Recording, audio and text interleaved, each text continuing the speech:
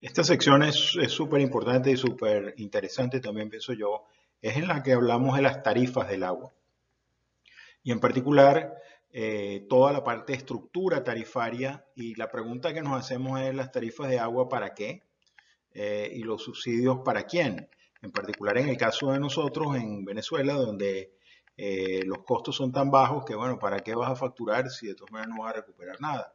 Pero eso no es una condición que sea la condición natural de los sistemas. En Venezuela hubo un momento en donde se comenzaron a cobrar los servicios de agua, y con eso se tenía capacidad de inversión y seriedad en la empresa, reconocimiento por parte del usuario y del cliente de que el agua tenía valor y que la industria del agua estaba capacitada para hacer las inversiones apropiadas, porque si tú como usuario pagas y no sientes que ese dinero está siendo invertido apropiadamente, entonces simplemente te parece que no tiene sentido hacerlo. Entonces sí es una labor importante que tenemos que hacer, y en particular los subsidios, a quién van dados los subsidios y de qué manera van esos subsidios. Entonces vamos a usar por un lado la estructura tarifaria y por otro lado ejemplos de otros sitios para podernos ubicar en donde estamos. Ese es el objetivo de esta sesión, estas sesiones, pues vamos a partir quizás por razones de facilidad de manejo en varios videos sucesivos. Una comparación interesante es el precio relativo del agua, la tarifa, pues en los distintos sitios de Latinoamérica, en América Latina, que son equivalentes o similares a nosotros. En particular vemos el caso de Lima, Perú, donde los dólares por metro cúbico es 0,37, mientras que en Colombia, en Bogotá eran 0,24, en Panamá 0,19 o 0,18, en Ciudad de México eran 0,15, y el caso de Venezuela, pues no sé, es un número que no tiene precisión suficiente. Lo que es bien interesante es que a medida, en el caso de Lima, Perú, que es una zona desértica, o sea, es un desierto, el valor del agua es muy alto. La gente, yo recuerdo que nosotros visitamos en una oportunidad Perú, Sedapal, y era muy interesante ver que los medidores estaban puestos en unas casitas, y los clientes cuidaban su medidor de una manera muy intensa, muy cuidadosa. El consumo per cápita era un consumo relativamente pequeño, inclusive el que era el consumo mínimo necesario sanitario. Y es muy interesante entender que la gente que vive en zonas donde el agua se consigue con dificultad, la valoran y están dispuestos inclusive a pagar por ella más que en el resto de los sitios. Este es otro ejemplo, otra tabla que nos permite comparar el precio de agua en distintas ciudades. El caso de Río de Janeiro era dos dólares por metro cúbico, mientras que el caso de, qué sé yo, Paraguay es 0,53 por metro cúbico. Pero lo que más me interesa es destacar este caso, en el caso de bolívares por metro cúbico, en el caso de Venezuela, en el periodo de 1993 hasta el 2004, en el cual nosotros logramos pasar de 25 bolívares el metro cúbico a 600 bolívares el metro cúbico, que era una capacidad importante de subir la tarifa, reconocida por la población. Es decir, la población seguía pagando en dólares, que era otra manera de medirlo, aunque en aquel momento eran bolívares directamente. Estábamos hablando de 0,16 en el 2010, que estamos ahorita, y para que se hagan una idea, en el 2020 estamos hablando de 0,02 dólares por metro cúbico. O sea que realmente el valor del agua en Venezuela, o el precio del agua, no el valor, el precio del agua que se cobra por el agua en Venezuela no justifica la facturación en este momento, y sin embargo sigue siendo un recurso altamente apreciado, sobre todo si ustedes, en lugar de compararlo contra el agua en otras ciudades, lo comparas contra lo que está pagando la gente en camiones, lo que está pagando la gente en hacer sus pozos, lo que está pagando la gente en salud, lo que está pagando la gente de manera. Es perverso el regalar agua que no tienes para no tenerla. Eso no tiene ningún sentido. Lo que nosotros queremos es adecentar esta relación comercial con el cliente, en el cual tú como empresa tienes la obligación de prestar un servicio, y el cliente reconoce el valor de lo que tú le estás entregando y se asegura de que tú tienes recursos para seguir haciendo las inversiones que requieres. Esto se evidencia en un par de comentarios. En el caso de Elías Mata, que aparece en ProDaVinci, en Maracaibo pagamos camión cisternas de hace más de 2 años, 10 metros cúbicos, cuesta 1 millón de bolívares a 800.000 cada metro cúbico, nos cuesta 0,125 de dólar, cercano al de Ciudad de México. Y Carlos Trujillo dice, eso está muy bueno, supongamos que sinceramos todas las tarifas de los servicios públicos y de comunicaciones, eso se llevaría no menos de $150 para una familia promedio al mes. Ya el salario mínimo está devaluado 50%, más de lo mismo. Es decir, aquí tienes un problema serio que por un lado nosotros, ustedes se van a enfrentar cuando estés gerenciando el acueducto. Por un lado tú sabes y la gente reconoce el valor del agua que tú estás suministrando, o peor aún, la falta de valor del agua que no puedes suministrar por incompetencia o incapacidad del acueducto, versus el hecho de que la gente percibe que es muy caro y que es un servicio público que está asociado con la salud de la gente y que debería ser gratis, particularmente en condiciones donde la gente se ha acostumbrado a que muchas de estas cosas son gratis. Entonces, esta tensión que ocurre entre demostrar el valor frente a tus clientes, demostrar el valor de tu servicio y producto versus la percepción de que se lo merecen en forma gratuita, es la tensión que tú como gerente vas a tener que permanentemente establecer cuando estás manejando el precio y la tarifa del producto que estás vendiendo. En este capítulo lo que vamos a hacer es tratar de desglosar el análisis de las tarifas. Por un lado, ¿para qué? Es decir, para cubrir costos, que ya lo mencionamos al principio también, cuáles eran los tipos de costos. Ahorita nos vamos a hundir con un poquito más de detalle o regresar sobre ellos. Pero las tarifas tienen también una función importante económica, que es la misma del precio de cualquier cosa. Cuando tú tienes una oferta que no es igual a la demanda, tú racionalizas el uso del recurso a través de aumentar el precio. Es decir, si a la gente le cuesta botar el producto, entonces lo va a usar con más cuidado, lo va a usar racionalmente. Si a la gente no le cuesta nada, pues la sigue permitiendo que ese recurso se bote, se malbarate, se desperdicie. Por otro lado, la intención de las tarifas es asegurarte que tú mantienes equidad social, es decir, que no le vas a dar agua solamente a aquel que la puede pagar, sino que tienes que tener capacidad o el que la pague más cara, sino que tú quieres entregar agua en cantidades suficientes y en calidad apropiada a todos los estratos de la población que tú tienes. Y por último, sobre todo en el caso de que tú tengas alguna empresa privada asociada con la prestación del servicio, tú utilizas la tarifa y el mecanismo de recolección como un incentivador de metas que tú has establecido en los contratos de concesión o en los contratos que hayas establecido con estos operadores del agua. Dijimos que la función de la tarifa es cubrir los costos. La primera función de la tarifa es tratar de cubrir los costos. Pero ¿cuáles costos? ¿De qué estamos hablando cuando hablamos de costos? Son múltiples definiciones las que hay y son a lo mejor progresivas. Es decir, a lo mejor al principio tú cubres solamente una porción de los costos y vas a medida que vas logrando mayor cobertura de tus costos, pues mejor. Hasta que llegas al final donde cubres la totalidad de los costos de inversión que requieres y adicionalmente tienes ingresos adicionales o profits o beneficios que te permiten devolverle al inversionista parte de esas inversiones que ha hecho también como rédito, como parte de las ganancias que tiene. Pero en principio, pasémosle rápidamente a algunos de los costos. Primero está el costo total, el costo medio referencial, el costo marginal, los costos históricos y los costos de una empresa modelo. Entonces, cuando tú defines la tarifa y cuando defines los costos, una de las primeras cosas que haces es tratar de establecer el costo total, como lo que habíamos mencionado antes, primero el costo de operación y mantenimiento y el costo de reposición de los activos, el costo de expansión natural que necesitan los sistemas para seguir cubriendo las necesidades de la población a medida que va creciendo, los costos de la deuda si tienes inversiones y tienes que hacer un repago de la deuda para los proyectos que has hecho, y si hubiese de alguna manera un accionista que está buscando un porcentaje de interés sobre aquello que tiene invertido, pues entonces de alguna manera el rendimiento que tú requieres para poder cubrir esos costos. Otra manera de medirlo es el costo medio. El costo medio es básicamente el costo total, es decir, la suma de los costos que tú has tenido entre el metro cúbico que tú produces. Ojo, el metro cúbico que tú produces no es lo mismo que el metro cúbico que tú facturas. Entonces tienes que tomar en cuenta que aquí estás tomando en cuenta el costo medio de producción, si se quiere, o asociado con las unidades producidas. Si tú tienes pérdidas y tienes gente ilegal y tienes robo y tienes una cantidad de cosas, entonces vas a tener un problema que no cubres el costo total con las unidades facturadas y cobradas, que es lo que realmente te interesa. Entonces aparece el costo medio referencial, donde es ese mismo costo total, pero esta vez sobre las unidades facturadas. Otra vez, aquí lo que estás dejando de ver es aquellas pérdidas físicas que no están siendo facturadas.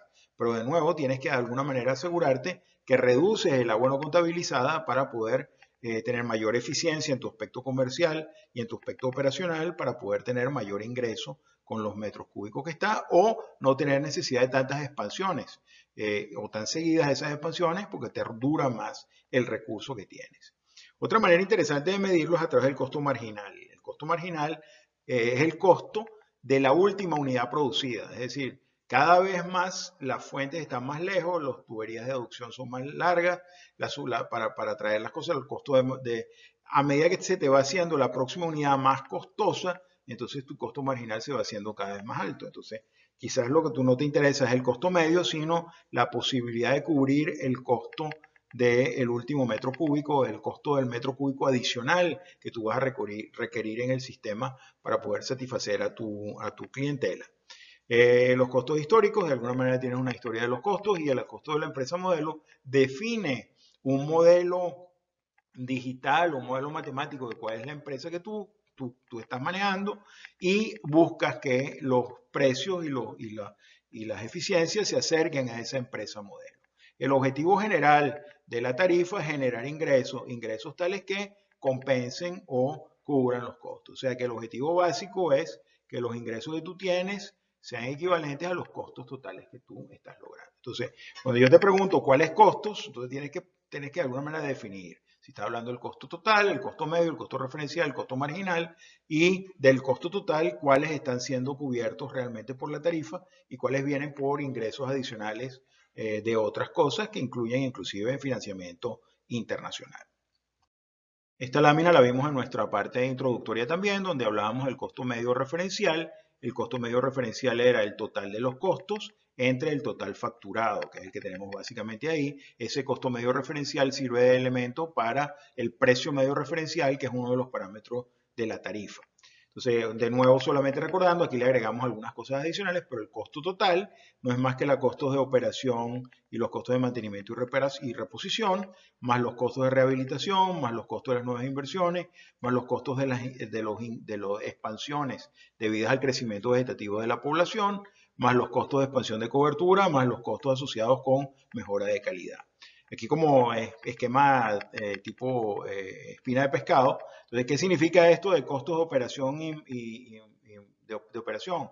Bueno, es el costo del personal, más el costo de la energía, más el costo de los químicos, más los gastos generales que tú tienes para la operación rutinaria. ¿Qué significa eso del costo de mantenimiento y reposición? Bueno, es el valor de tus activos que sufren de alguna manera la necesidad de ser mantenidos en forma consuetudinaria y entonces tienes un índice de ese mantenimiento y reparación. Tradicionalmente hablamos del orden del 25% anual del valor de los activos, se requiere reinvertir simplemente en mantenerlos y reponerlos, dependiendo claro de el estado del acueducto, de cómo está, estos números varían, pero en principio es un número que no es trivial, es un montón de plata solamente para mantenerse igual a como tú estabas en este momento.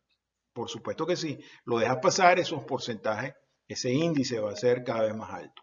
En los costos de rehabilitación, bueno, tienes que pensar en cuáles son los activos que vas a rehabilitar, si tienes que hacerle no solamente un mantenimiento normal, sino cosas más importantes de rehabilitación y mejora. Entonces, los activos productivos, los activos de distribución y la parte de aguas servidas, todo lo que es la cloaca y todo lo que es tratamiento de aguas servidas si lo tuvieras. Y nuevamente está asociado con la velocidad a la cual tú vas a querer diferir el mantenimiento o rehabilitación de esos activos. Mientras más lo difieres, más te va a costar, pero por lo menos estás difiriéndolo en algún momento. Igualmente, los costos de expansión de cobertura están asociados con los costos de las expansiones proyectadas, tanto de la parte de infraestructura como la parte comercial, es decir, medidores, sistemas, todo lo que vayas a utilizar, y en función de la velocidad en que tú estás haciendo estos proyectos en el tiempo. Los costos de mejora de calidad, de nuevo, son los costos de los proyectos de calidad que vayas a tener y la velocidad de la aplicación de esos costos en el tiempo. O sea, mientras más intenso es tu plan de acción, mayor cantidad de costos vas a tener más cercano, por lo tanto vas a tener mayor necesidad de financiamiento y capital. Ojo, la mayoría de estos proyectos, su limitación no es tanto la plata, que claramente es mucha plata, pero se consigue. La limitación tiende a ser la estructura organizacional y la capacidad de manejar proyectos, y en particular manejar proyectos en paralelo que tenga la organización. Y es por eso que ustedes están aquí. Ustedes están aquí justamente para asegurarse que tienen el conocimiento y la habilidad de gerenciar estos múltiples proyectos que vas a tener que ir desarrollando, algunos a corto plazo, otros a mediano plazo y otros a largo plazo vas a tener que hacer. De nuevo, el total facturado es función de la cantidad de agua producida y la eficiencia que tengas en todos los procesos comerciales. Aquí es eficiencia de facturación, pero realmente es la eficiencia en el área comercial que involucra la reducción del agua no contabilizada y la mejora de la cobranza que tengas, facturación y cobranza que tengas del servicio. Además de mejorar los ingresos, claramente la tarifa funciona para racionalizar el uso del agua. ¿Eso qué significa racionalizar el uso del agua? Reducir el uso del agua perdida, el agua que se bota. El problema que tiene el agua comparado con otros servicios es que aunque tú no la uses, el agua se pierde. Es decir, si tú agarras un bombillo y se rompe el bombillo, no chorrea la electricidad por el cable. Pero en cambio, si una tubería que llevaba agua se rompe o tiene una fuga, aunque nadie la esté usando, suponte tú que no estás usándola, el agua sigue fugando y se pierde. Particularmente difíciles son las pérdidas que no se ven, que son pérdidas silenciosas, que están escondidas, pero de todas maneras están botando muchísimo recurso durante mucho tiempo y producen además un funcionamiento inadecuado de la presión en los sistemas, se pierde y esa es agua que es agua que ya costó mucho esfuerzo producirla, traerla, tratarla, distribuirla para que se esté botando en condiciones prístinas. Eso es lo que hay que reducir. Esas pérdidas tienen dos responsables. Uno es la operadora de agua, es decir, tú no eres responsable si una tubería principal está fugando bajo la calle, ¿no? Eso no tienes control, pero lo que está en tu casa sí tienes control, lo que suena en la poceta tienes control y de alguna manera tienes que poder identificarla y poder resolverla. La intención de la tarifa es incentivar a reparar y evitar la pérdida, porque si tú tienes que pagar por agua que tú no estás consumiendo o que crees que no estás consumiendo, sino que se está gastando, entonces de alguna manera tú estás incentivado a hacerlo. Si no tienes que pagarla, pues el agua corre y a nadie le duele. Y eso no es lo que uno quisiera que pasara. Entonces lo que quieres hacer es reducir claramente el agua no contabilizada. Y eso es una de las funciones importantes que tiene la tarifa, que es reducir y racionalizar el uso del agua, reduciendo las pérdidas que vayan haciendo o las pagas. Pues, si no las quieres reducir, pues no quieres, tienes que pagar como si te la hubieras usado razonablemente. Una definición rápida y simple del agua no contabilizada para efectos del área comercial es aquella agua que es no facturada dividida entre el agua que es entregada a la red, es decir, es el agua que se pierde de la facturación. Entonces, para nosotros ese porcentaje de agua no contabilizada es eso. En rigor, hay otra definición que es la que vimos al principio y una más que vamos a agregar más adelante, que definen el agua no contabilizada con un poquito más de detalle. Aquí tenemos las mismas láminas que vimos al principio con referencia a agua no contabilizada. Fundamentalmente lo que tenemos es que entra al sistema una cantidad de agua.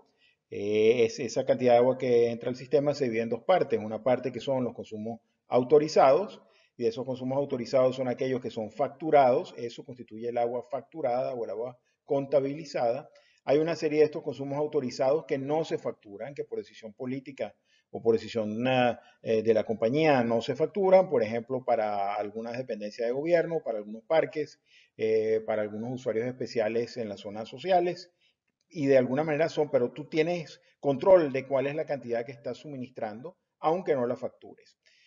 Adicionalmente a los consumos autorizados hay una serie de pérdidas. Esas pérdidas se dividen en dos partes, unas pérdidas reales, que son pérdidas por rotura de tuberías, son pérdidas reales o técnicas. Esas se corrigen a través de la corrección de los problemas técnicos que vayas teniendo.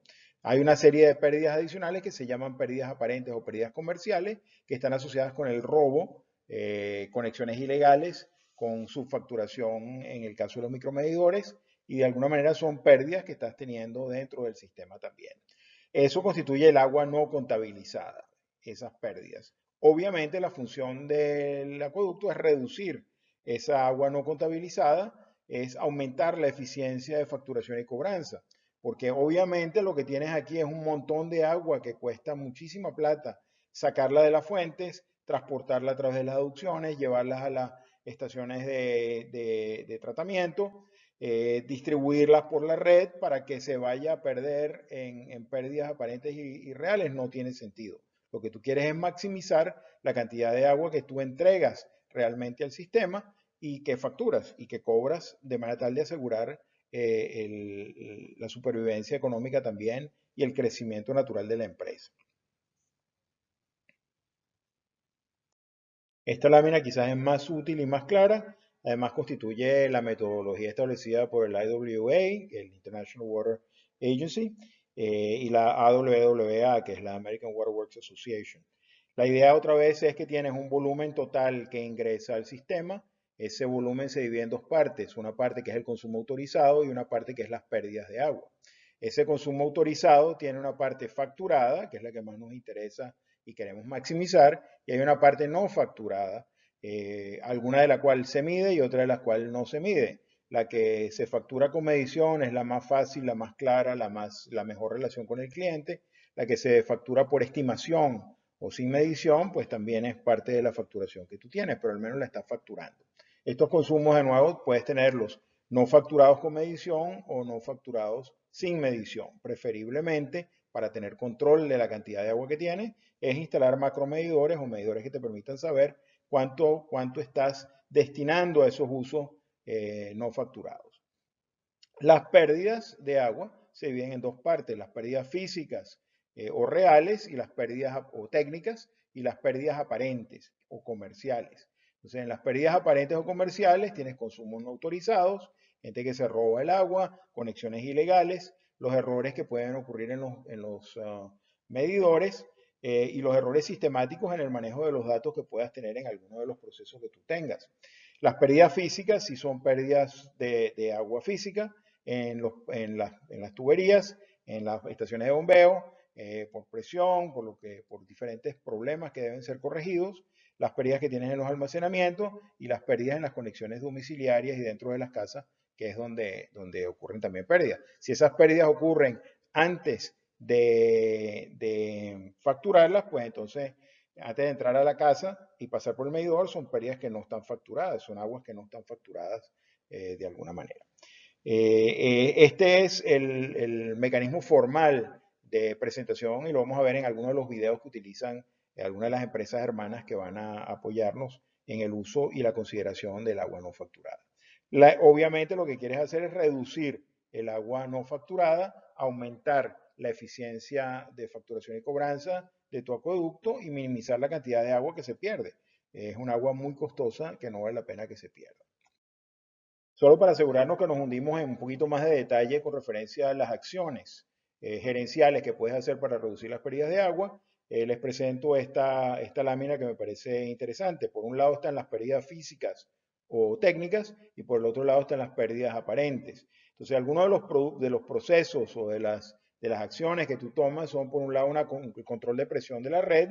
Obviamente, si tú tienes una fuga y tienes mucha presión, más de la necesaria, quizás en la red, pues entonces las pérdidas aumentan también en el volumen que estás perdiendo. Si tienes una pérdida o una fuga, mientras más rápido y mejor la arregles, pues reduces la pérdida de agua.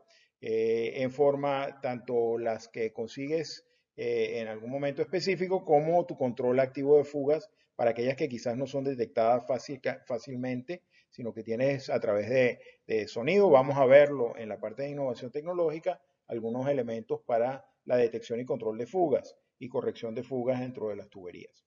Depende también de tu programa de mantenimiento, recuperación y sustitución de los distintos componentes de la red que estén generando pérdida física o ineficiencia en lo que hay. En la parte de las pérdidas aparentes, obviamente lo que tú quieres es tener mejores medidores, leerlos mejor, de mejor calidad y cuando tienes volúmenes que pasan por el medidor muy pequeños se produce mayor error en la medición. Entonces estar en el número en el volumen y en la presión necesaria para que los medidores funcionen en su rango óptimo. Quieres detectar y eliminar el robo del agua y los fraudes que se te puedan estar cometiendo.